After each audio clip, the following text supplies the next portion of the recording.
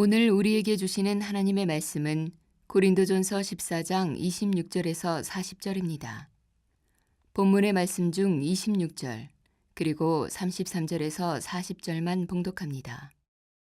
그런즉 형제들아 어찌할까? 너희가 모일 때에 각각 찬송시도 있으며 가르치는 말씀도 있으며 계시도 있으며 방언도 있으며 통역함도 있나니 모든 것을 덕을 세우기 위하여 하라.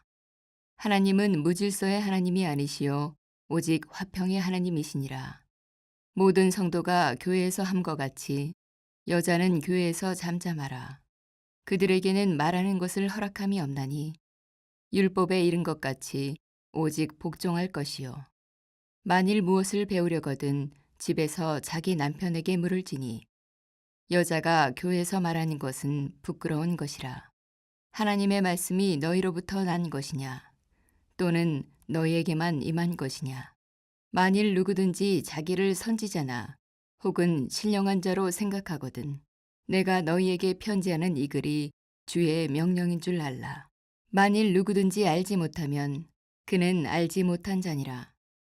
그런즉 내 형제들아 예언하기를 사모하며 방언 말하기를 금하지 말라.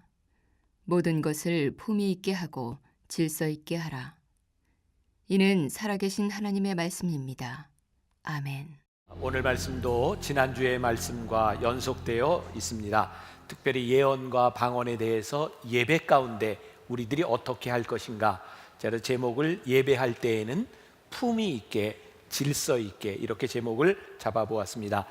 지난주에 제 페이스북을 보는데 어떤 분이 낡은 사진 한 장을 올렸습니다. 한번 보여주세요. 저에게는 굉장히 감동적인 장면이었습니다.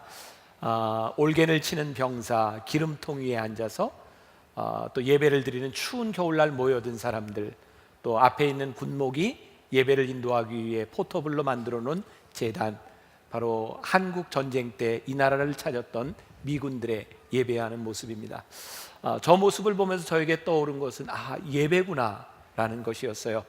저기에 모여있는 사람들의 모습 가운데 딱 한 가지를 꼽으라면 그들이 하나님을 향해 있구나, 어느 것도 자랑하지 아니하는 그들의 마음들이 저 속에 녹아져 있는 것을 볼 수 있었습니다. 예배란 무엇일까요? 예배는 사실 우리들이 하나님 앞에 집중하는 것인데, 하나님을 향해 드려지는 것인데, 고린도 교회에 있었던 문제들은 그들에게 주셨던 방언과 예언, 예배를 하는데 필요한 수단이 되었던 것이 어느 순간부터 그들에게 목적이 되어버렸어요. 여러분, 수단이 목적이 되면 우상 숭배가 되는 것입니다. 우리들은 끊임없이 오늘 드리고 있는 이 예배가 하나님을 향하고 있는지 우리를 성찰하고 우리를 바라보아야 합니다. 사도 바울은 이 예배 시간에 일어나는 이 모든 일들이 하나님을 향하고 있는가, 이것이 덕이 되고 있는가. 오늘 말씀 26절에 그런즉 형제들아 어찌할까? 너희가 모일 때 각각 찬송시도 있으며 가르치는 말씀도 있으며 계시도 있으며 방언도 있으며 통역함도 있나니 모든 것을 덕을 세우기 위하여 하라. 여기에 찬송시도 있었대요. 아마도 구약에 나와 있는 시편을 이들은 읽었을 것입니다. 그 가운데는 예언도 있었대요. 방언도 있었대요. 사도 바울은 끊임없이 이야기합니다. 이 모든 것들이 덕이 되고 있는가. 오늘 우리가 예배를 드리는 이곳에는 앞에 십자가도 있습니다. 여기에 작은 강대상도 있습니다. 저는 설교를 합니다. 찬양팀이 찬양을 합니다. 이 모든 것들이 하나님을 드러내며 하나님께 영광이 되고 있는가, 이것을 우리들이 다시 한번 살펴보아야 할 것입니다. 유진 피터슨의 메시지 성경에 보면 오늘 본문 26절부터 33절까지를 조금 쉽게 설명해 놓고 있습니다. 제가 읽어드리겠습니다. 예배하러 모일 때는 각자가 전체를 유익하게 할 만한 것을 준비하십시오. 방언으로 기도할 때는 두세 사람까지만 하되 그것도 여러분의 말을 통역할 사람이 있을 때에만 하십시오. 모임에서는 두세 사람 정도만 말하고 나머지는 귀 기울여 듣고 마음에 새기십시오. 한 사람이 독차지하지 말고 차례로 지켜 말하십시오. 그리고 말하는 사람은 각각 기회를 얻어 하나님으로부터 받은 특별한 것을 말하십시오. 그러면 여러분들 모두가 서로에게 배우게 될 것입니다. 말하기로 한 사람은 말하는 방식과 시간까지 책임지십시오. 우리가 바르게 예배하면 하나님은 우리를 무질서에 빠뜨리지 않으실 것입니다. 지난주에도 이야기를 했죠. 고린도 교회의 문제는 영적인 역사와 하나님의 은사가 없는 것이 아니었어요. 하나님은 고린도 교회에 강하게 성령의 은사를 부어주셨는데 그들이 이 은사들을 가지고 하나님께 예배하며 함께 예배하는 사람들에게 도움을 주려고 한 것이 아니라 나의 은사들을 자랑하려고 하면서 하나님이 보이지 않은 거예요. 그리고 질서가 파괴되어 있던 것이죠. 오늘날 우리의 예배를 가만히 보면 정도의 차이가 있을지 모르지만 이런 오류들을 많이 발견하게 됩니다. 사실 저는 목회자들에게 세미나를 할 때 예배에 목숨 건다라는 표현을 자주 합니다. 저는 담임 목사로서 그리고 우리 목사님들에게 늘 이야기하는 것, 우리들이 하나님의 예배를 준비하는데 성실하지 못하면 이것은 하나님 앞에 죄를 짓는 것이라고 생각해요. 그만큼 예배는 소중한 것이죠. 그런데 문제는 내가 소중하게 생각하고 있는 것, 나에게 은사로 생각하는 것을 제일 중요하게 생각한다는 겁니다. 제가 지난해 신학생들의 집회에 초청받아 수련회 설교를 인도하러 가게 됐어요. 대개 수련회가 시간들이 잘 지켜지지 않습니다. 조금씩 딜레이가 되었고 제 앞에 찬양을 인도하는 인도자가 나와서 찬양을 인도합니다. 시간은 자꾸 가는데 계속해서 시간은 갑니다. 그 인도자는 아마 자기가 준비한 모든 찬양을 끝까지 했던 것 같아요. 그리고 저에게 주어진 시간, 제가 다 했을까요? 못했을까요? 다 하지 못했어요. 제가 그날 그런 생각을 했습니다. 우리들 모두가 중요하지만 누군가는 하나님께 드리는 예배를 위해서 포기할 사람이 필요하다.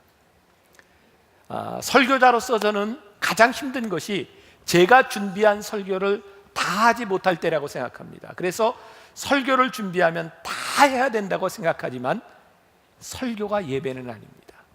그래서 우리들이 예배를 드릴 때 늘 하나님 앞에서 이 예배가 질서 있게 덕이 되는가를 생각하며 나를 내려놓을 수 있을 때 예배의 질서들이 만들어질 수 있는 것 같아요.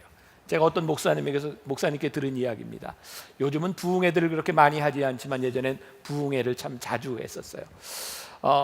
늘 옛날에 예배 순서는 일정했습니다. 이렇게 찬송을 하고 대표 기도자가 있고 늘 패턴이 일정했죠. 근데 그 교회 집회를 인도하는데 대표 기도하는 분이 기도를 참 오래 했던 것 같아요.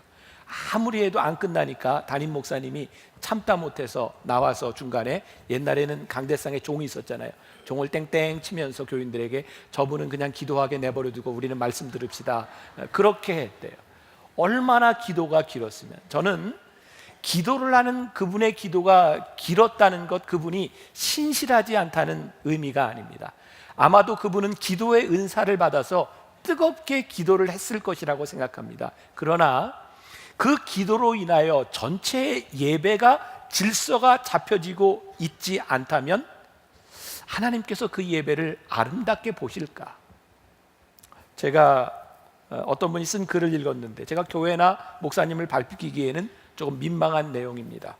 요 근래에 있었던 어떤 그 출판 기념 예배를 드렸던 것 같아요. 그 교회에서.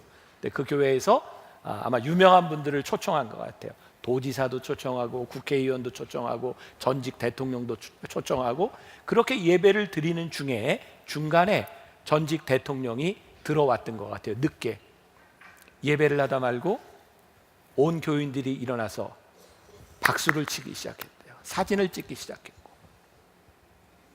저는 어떻게 교회에서 이런 일이 가능할까라는 생각이 들었어요. 우리가 드리는 이 예배가 하나님을 향한 예배고 예배의 목적이 분명하다면 어떻게 전직이 아니라 현직 대통령이 온다 할지라도 예배를 드리다 말고 우리들이 일어나서 그 사람을 향해 박수를 칠 수 있는가? 누구의 잘못에 대한 문제, 그런 것이 아니라 우리들이 무언가 예배를 잘못 생각하고 있는 것은 아닌가? 그런데 그런 거창한 차원의 문제가 아니라 우리들이 이야기하는 이 방언에 대한 문제에 있어서 사람들이, 오늘 사도 바울은 이야기합니다. 통역이 없으면 방언하는 자를 세우지 말라라는 거예요. 사람들이 알아듣지 못하는 그 방언을 이야기하면 나의 은사를 아무리 자랑해도 그것은 예배에 도움이 되지 않을 때 그것은 세우지 말라는 겁니다. 예언, 하나님께서 주신 분명한 은사인지는 모르지만 예언 역시 두세 사람만 세우고 나머지는 듣게 하라. 이 예언이 누군가에게 도움이 되고 예배에 도움이 되지 않을 때 그 은사들은 하나님 앞에 쓰임받지 못한다는 거예요.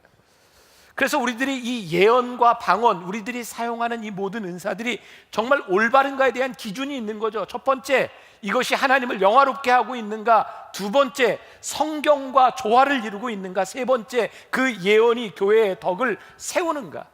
제가 지난주에도 여러분들에게 말씀을 드렸습니다. 아무리 내가 신령하다고 주장을 해도, 내가 아무리 하나님과 친밀하다고 주장을 한다 할지라도 그것이 하나님께 영광이 되지 않고 교회에 덕을 세우지 않는 일이라면 그것은 하나님이 사용하시는 일이 아니라는 사실입니다.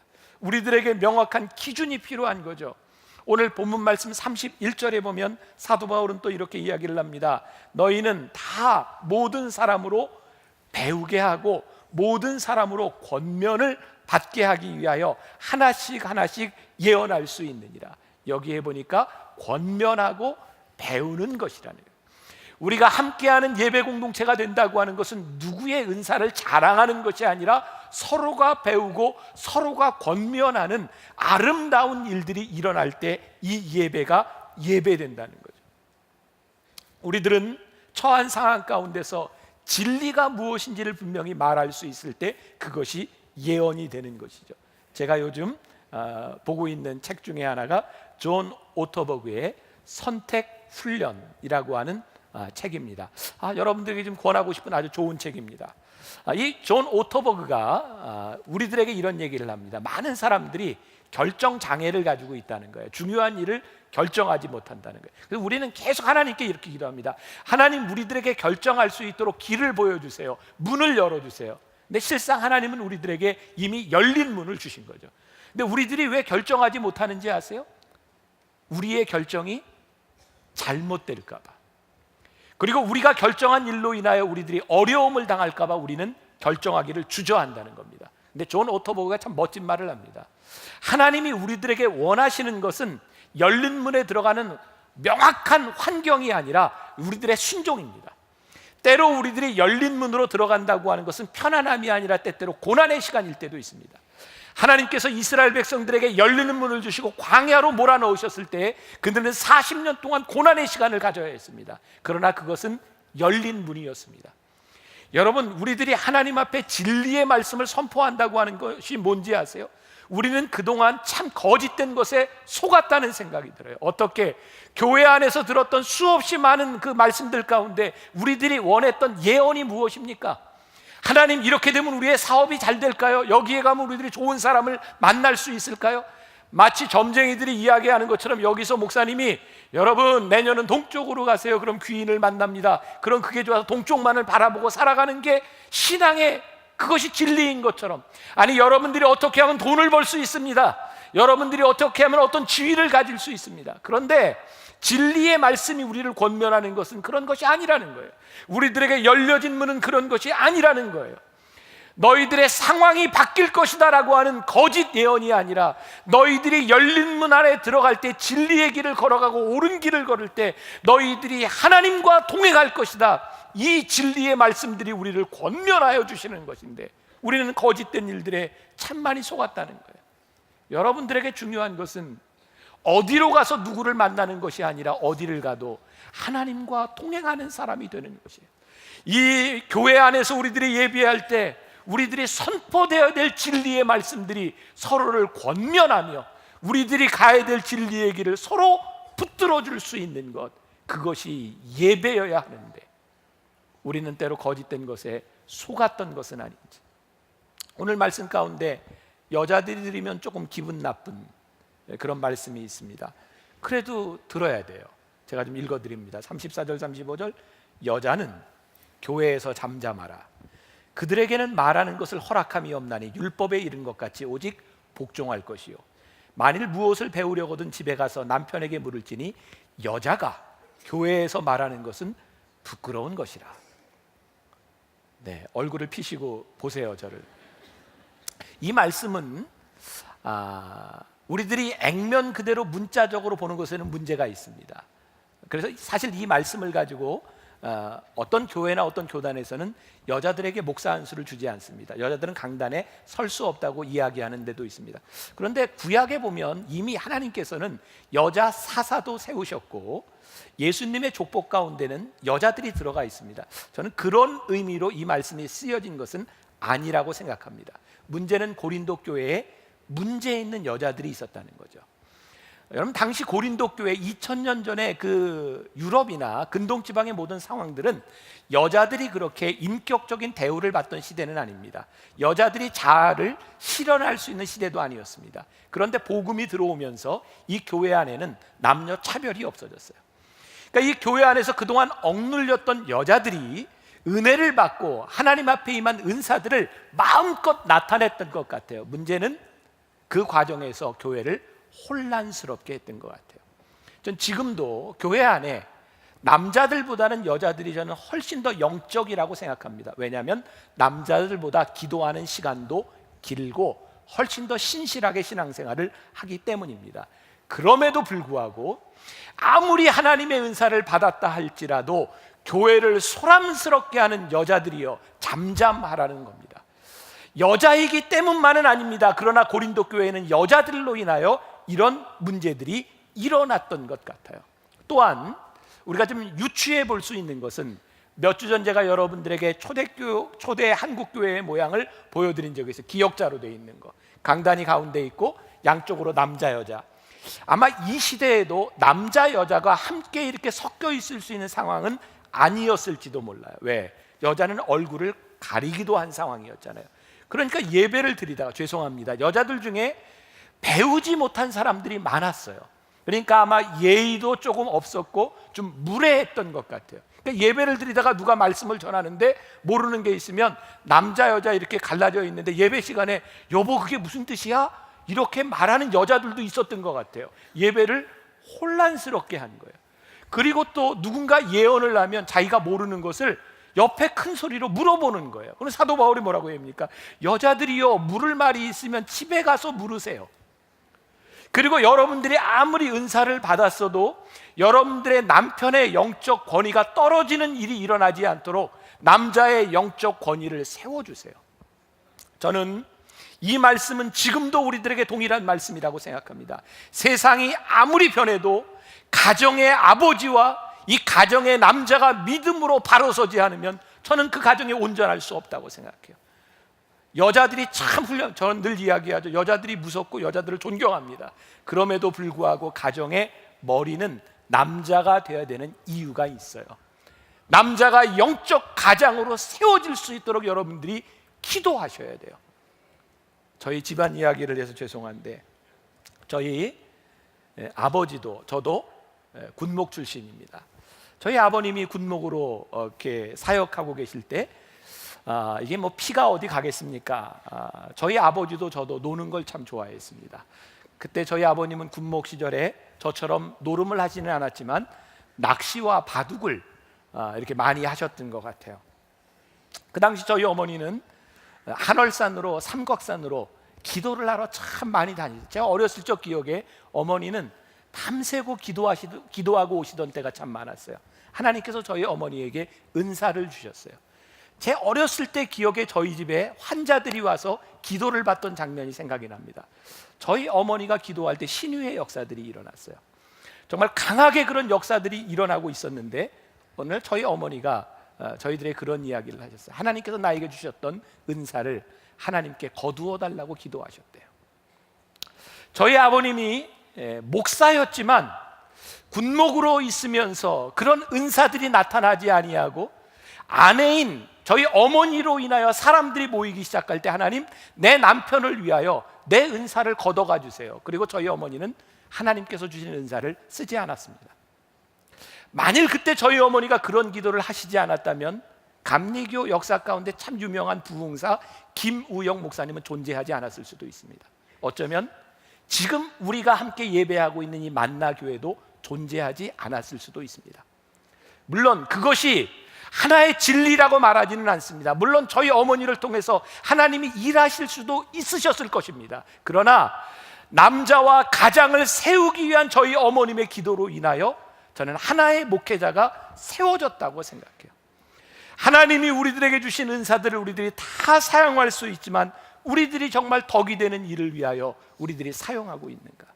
죄송합니다. 제 말이 여러분들 마음에 안 들면 안 받아들이셔도 좋아요. 저는 주변에 목회하는 목사님들을 바라보며 정말 사모님 때문에 문제가 일어나는 교회들을 많이 봅니다. 근데 사모님들 때문에 문제가 일어나는 교회들의 대부분은 사모님들이 똑똑하고 일을 잘하고 은사가 충만하다는 겁니다. 여러분, 목사님이 목회를 잘할 때 사모님이 잘하는 것은 빛이 되고 덕이 되지만, 목사님이 사역을 잘 못할 때 사모님이 사역에 빛이 나면 교회는 문제가 생깁니다. 저는 목회자로서 그런 것을 봅니다. 질서 그리고 은사를 어떻게 사용하느냐는 것은 우리들에게 참 중요한 일이다. 그래서 이 은사라고 하는 말을 할 때 저는 절제라고 하는 말을 쓰고 싶어요. 성령의 9가지 열매 중에 오래 참음, 절제가 들어 있습니다. 절제하지 못하는 은사는 혼란입니다. 은사는 귀한 것이기는 하지만 성령의 통제를 받지 못하면 어느 날 은사는 우리들의 정욕을 위해 쓰여지게 됩니다. 여러분, 하나님께서는요, 여러분들 각자에게 여러분들이 하고 싶은 일, 여러분들에게 은사를 주셨습니다.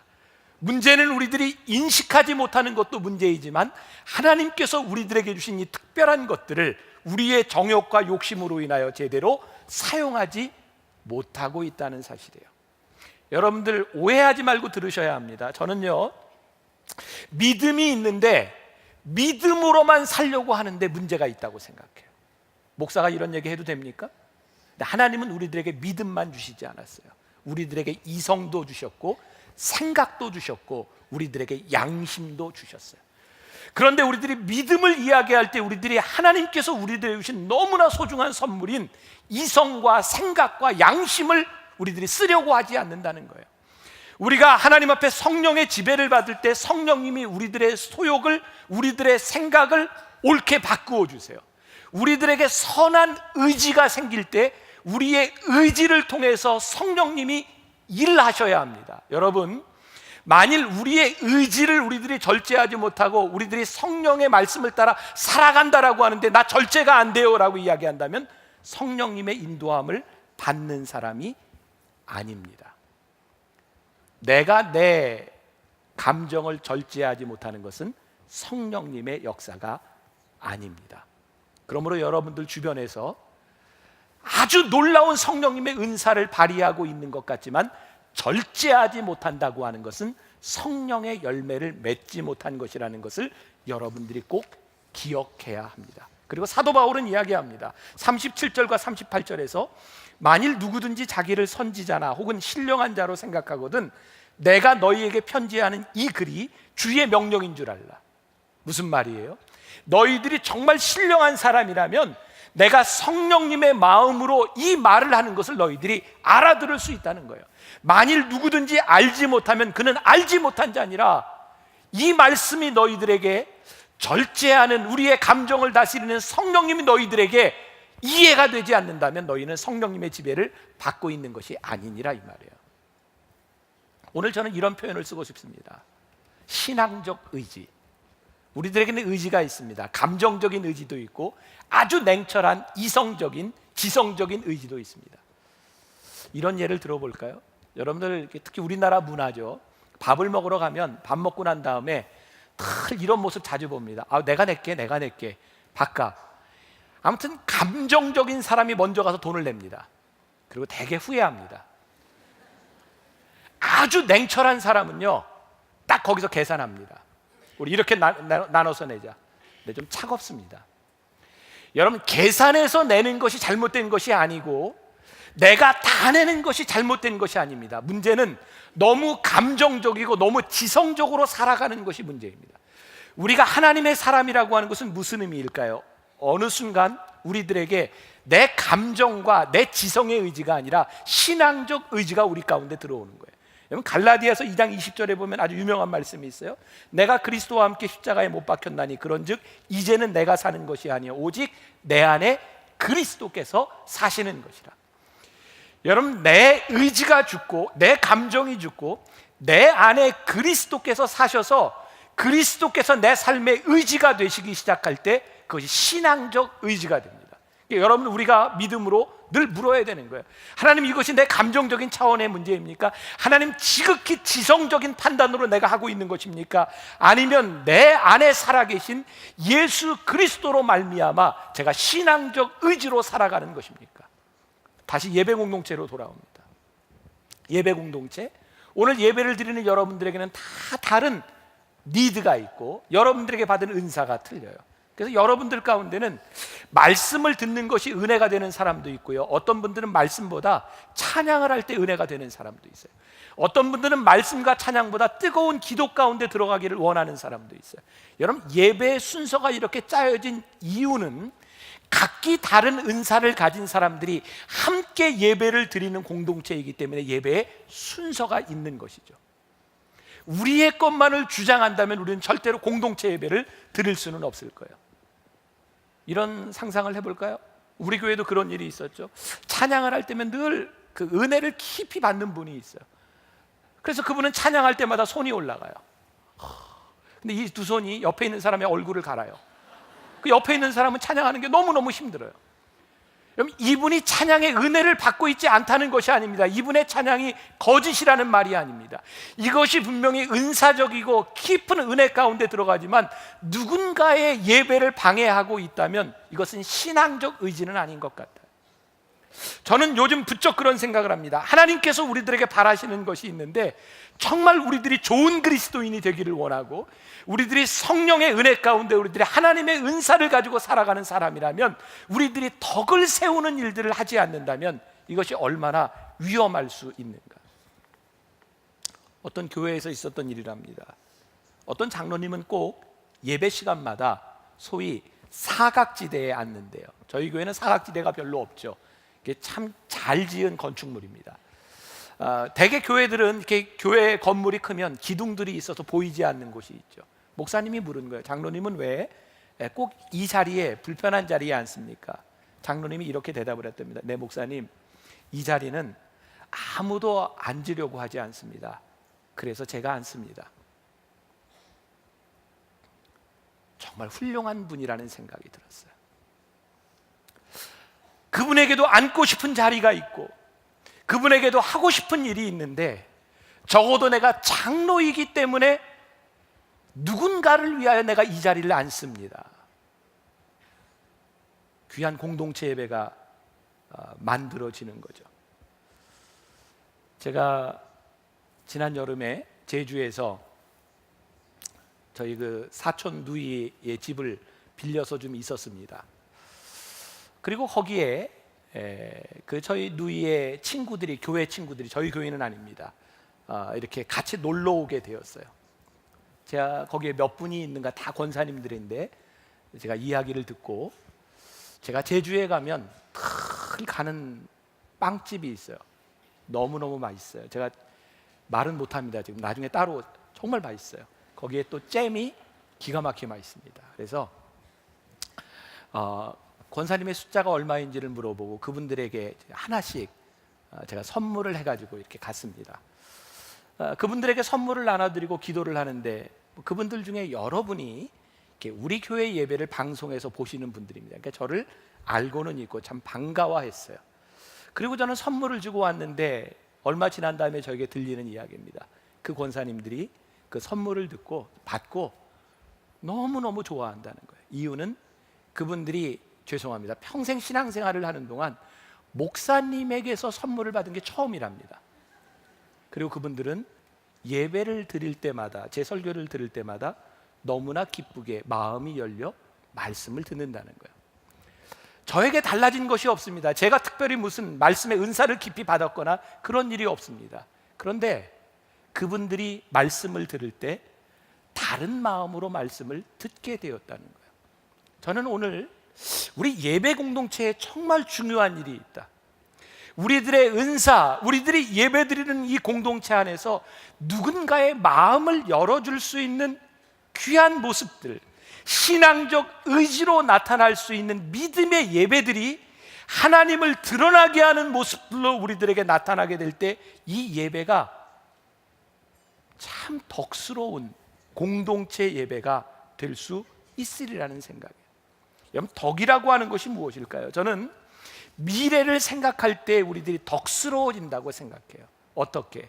내가 지금 하고 있는 이 행동, 내가 믿음으로 하고 있는 이 말 한마디가 어떤 영향을 줄 수 있을까? 미래를 생각할 때 우리의 믿음과 우리의 은사들이 덕스러워지기 시작합니다.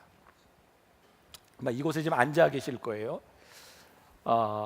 오늘은 예배를 마치고 당회를 하는 날입니다. 저희 교회 올해는 이제 장로를 뽑고요, 권사를 또 이렇게 뽑고 집사를 뽑고, 아마 지금 장로, 권사, 집사에서는 1,000명이 넘는 사람들이 오늘 이제 새롭게 저희에게 이제 임원들이 됩니다. 장로를 뽑는데 장로를 뽑게 된 가장 중요한 이유 가운데 하나는 이전에 피택된 장로님들이 신천 장로를 뽑아달라고 너무너무 부탁을 한 거예요. 왜냐하면 저희 교회 장로님들은 장로가 되는 순간 무조건 주차 안내부터 합니다. 여름과 겨울 얼마나 힘들지. 지금 2년 주차 안내를 하더니 정말 새로 장로님들을 세워달라고 너무너무 요청을 하셨어요. 그래서 이제 우리가 이제 몇 번 장로님들이 투표를 하고 해서 오늘 최종적으로 이제 후보자들이 나오게 됩니다. 제가 이렇게 뭐 그렇게 예견했던 것은 아닌데 우연히 그 후보 중에 한 분 장로님 제가 식사를 하게 되었어요. 그런데 딸이 참 걱정을 한답니다. 아버지한테 장로 후보로 웬만하면 나오지 말라고.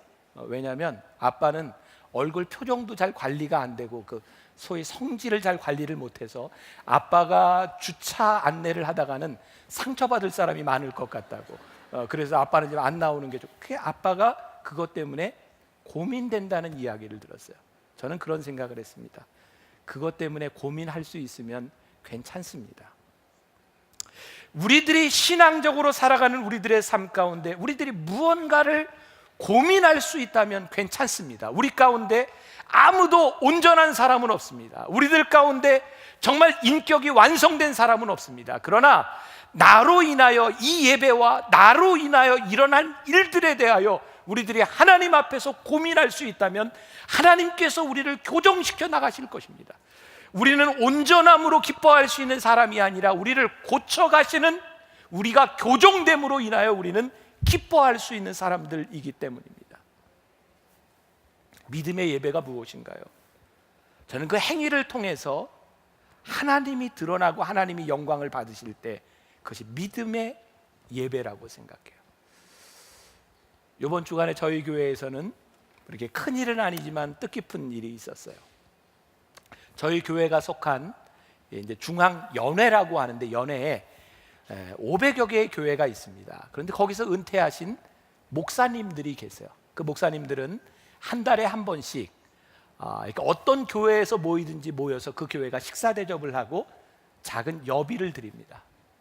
이게 참 안타까운 현실인데 은퇴하신 목사님들 가운데 기초생활 수급자들이 꽤 많습니다. 은퇴하신 목사님들 가운데 생활이 여유가 있는 분들은 그 모임에 나오지 않습니다. 그분들은 한 달에 한 번 만나서 어떤 교회에서든지 식사 대접을 받고, 많은 돈도 아닙니다, 5만 원 여비를 드리는 것이 그분들에게는 굉장히 중요한 일입니다. 그래서 이번 주에 저희 교회에서 식사를 저희 나름대로 맛있게 대접을 하고 여비도 준비하고, 그분들이 회의를 한다고 해서 저는 밖에 나와 있었어요. 근데 밖에까지 그분들이 하는 이야기가 들렸습니다. 한국 교회가 많이 어려워지면서 그분들이 한 달에 한 번씩 모일 수 있는 교회, 식사 대접을 할 수 있는 교회, 여비를 드릴 수 있는 교회가 없어서 2달에 한 번씩 하자고. 그렇게 교회들이 이야기해서 너무너무 안타깝고 너무너무 슬프다고. 근데 그분들 가운데 한 분이 이런 이야기를 하셨어요. 저희 아버님이 돌아간 지 10년 됐거든요. 12년 전에 교회 은퇴를 하셨어요. 그리고 저희 아버님은 그렇게 어려운 형편이 아니지만 그분들과 함께 잘 어울리셨던 것 같아요. 어떤 원로 목사님들 대접한 그 교회에서 식사만 대접하고 그 교회가 어려워서 여비를 드리지 못했대요. 버스를 타고 있던 원로 목사님들이 여비를 못 받았노라고 그렇게 힘들어 하시더래요. 그래서 그때 저희 아버님이 어떤 집회에 갔다 받으셨던 사례비를 꺼내서 목사님들에게 다 나누어 주셨대요. 하나도 빼지 않고 다 나눠주세요.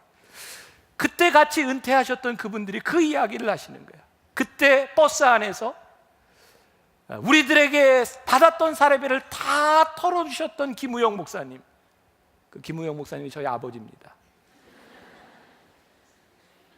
그 이야기를 듣는데 제 마음속이 너무 아픈 거예요. 그 감동이 되었어요. 500여의 교회가 있는데도 모아서 한 달을 대접 못한다고 하면, 1년을 그렇게 돌아가지 못한다고 하면 우리 교회가 목사님들을 1년에 3번, 4번 초청하겠습니다. 염려하지 마세요. 그리고 제가 질렀어요. 제 마음이 너무너무 감사하고 기뻤어요. 그리고 오늘 예배를 듣는 사람 중에 이 설교를 들으면 내가 대접하겠습니다, 그런 사람이 나올 것 같아요. 1부 예배 때, 2부 예배 때 이미 한 분 나오셨어요. 제가 왜 이야기하는 줄 아세요? 우리가 예배를 드리고 믿음의 공동체로 살아간다고 하는 것은 우리가 예배를 드린다 해서 끝나는 것이 아니라, 우리가 예배를 드리는 공동체이기 때문에 우리들에게서 어떤 모습들이 나오고, 우리들의 모습을 바라보며 누군가 함께 예배드리고 싶은 마음들이 일어날 수 있고, 우리가 하나님을 믿는 예배 공동체가 되어서 우리의 인격을 통하여 하나님의 영광이 드러날 수 있는가? 저는 작은 일이지만 하나님께서 우리 교회에 축복하신 이유, 우리를 예배 공동체로 만드신 이유는 우리를 통하여, 우리의 믿음의 의지를 통하여 하나님이 영광 받으시기를 원하시는 일들이 있기 때문에 우리를 통하여 그런 아름다운 일들이 일어나야 하지 않겠는가? 지금 세상이 너무너무 빨리 변하고 있기 때문에 교회 안에서 이런 고민들을 합니다. 세상이 이렇게 변해가는데 교회는 어떻게 해야 됩니까? 이 많은 문제들을 어떻게 해야 됩니까? 이번 주에 하나님께서 저에게 주신 생각이에요. 우리들에게 지금 중요한 것은 세상이 변해가는 것이 문제가 아닙니다. 예배를 드리는 우리들이 하나님 앞에서 행하는 그리스도인들이 줄어들고 있는 것이 문제입니다. 세상이 변하는 것 때문에 문제가 아니라 하나님 앞에서 살아가는 우리들이 하나님 앞에 제대로 서지 못하는 것이 문제입니다. 저는 정말 꿈을 꿉니다. 오늘 예배를 드리는 우리 회중들이 함께 예배를 드리는 우리의 공동체의 모습을 바라보며 예배하고 싶은 마음이 드는 것, 우리들이 찬양하고 기도하고 말씀을 듣는 이 공동체 안에서 그리스도의 아름다운 덕이 드러나는 것, 하나님이 우리 교회를 쓰시는 이유, 하나님께서 우리 교회를 교회되게 하시고 우리를 여기에 부르신 이유가 아닐까? 예배할 때는 질서 있게, 품위 있게, 세상적인 이야기가 아닙니다. 하나님을 드러내는 그런 귀한 예배 공동체가 되기를 주님의 이름으로 간절히 축원합니다. 우리 함께 찬양했으면 좋겠습니다. 우리의 믿음의 고백으로 찬양합시다. 예배합니다. 완전하신 나의 주, 의의 길로 날 인도하는, 행하신 모든 일 주님의 영광 다 경배합니다.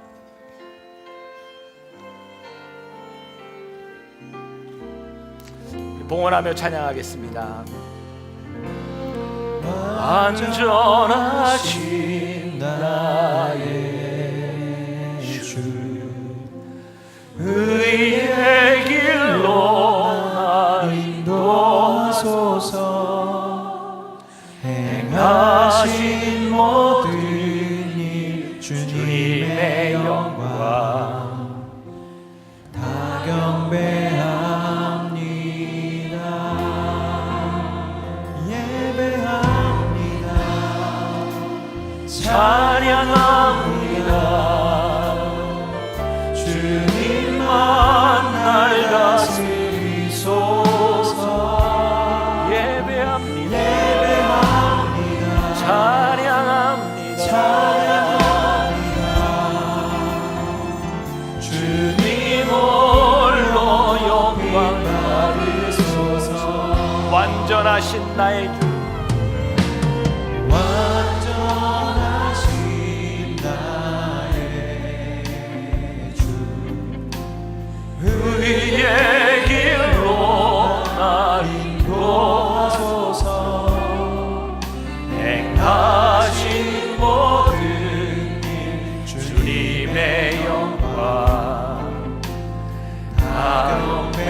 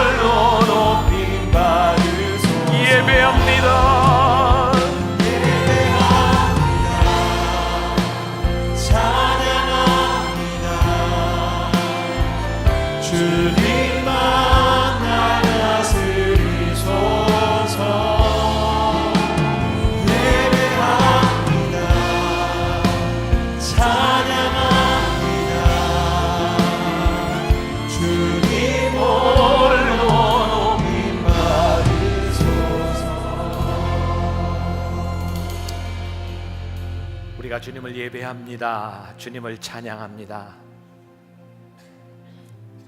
내 정욕으로 내가 원하는 대로가 아닌 주님이 영광을 받으시도록 하나님의 아름다움이 나타나도록 우리가 그렇게 예배합니다. 하나님, 지금까지 혹시 우리의 예배하는 모습으로 인하여, 내 신앙의 열심으로 인하여 누군가를 힘들게 하지 않았는지, 하나님의 아름다운 덕을 가리는 사람은 아니었는지, 진정한 믿음의 예배는 우리를 통해 하나님이 영광을 받으시고 하나님이 드러나는 것입니다.